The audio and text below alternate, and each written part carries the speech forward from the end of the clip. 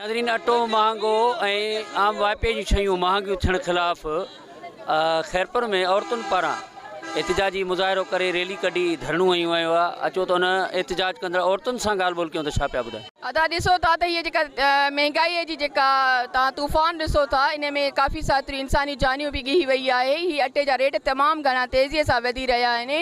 यानी ग़रीब माण्हू जेको 400 रुपया कमाए उहो एॾो महांगो अटो काॾां ख़रीद करे सघंदो। अलाए केतिरियूं फैमिलियूं आहिनि जेको हिकिड़ो टाइम मुश्किल सां खाइनि था पिया, उन्हनि जा बच्चा बुख थी आहिनि। इन जे करे मजबूरन सां हीअ रैली कढी आहे।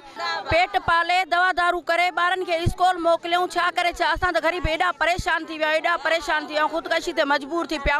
न पोखा न पला है बचड़ा न बेरोजगार न छा खाऊं, मुल्क का वठी वठी थका हूं। अटो महांगो आहे, महंगो आहे। बाबी 150 किलो था ॼण ढोई नथा बचड़ा कन, माल मरी विया आहिनि, छा खाऊं। असां अटे जे करे निकिता आहियूं, असां मजबूर थी निकिता आहियूं। इन्हनि ॾाढो ग़लति था कनि, ग़रीबनि ते एॾो रहम ई नथा कनि। या त असां तेल हारे सां बचनि सूधो पाण खे साड़े मारे छॾींदासीं, पोइ ख़ुशि थींदा। ग़रीबनि ते अलाए छो एॾो कढ पिया आहिनि, पोयों पिया आहिनि। पाणी बि पाण छॾे ॾियूं, बोड मुतासिरनि ते रहम ई नथा कनि।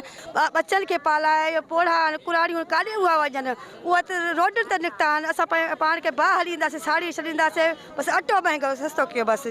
असांजा बच्चा सिरां कमाइनि था, सिरनि जा छा कमाइनि वीचारा।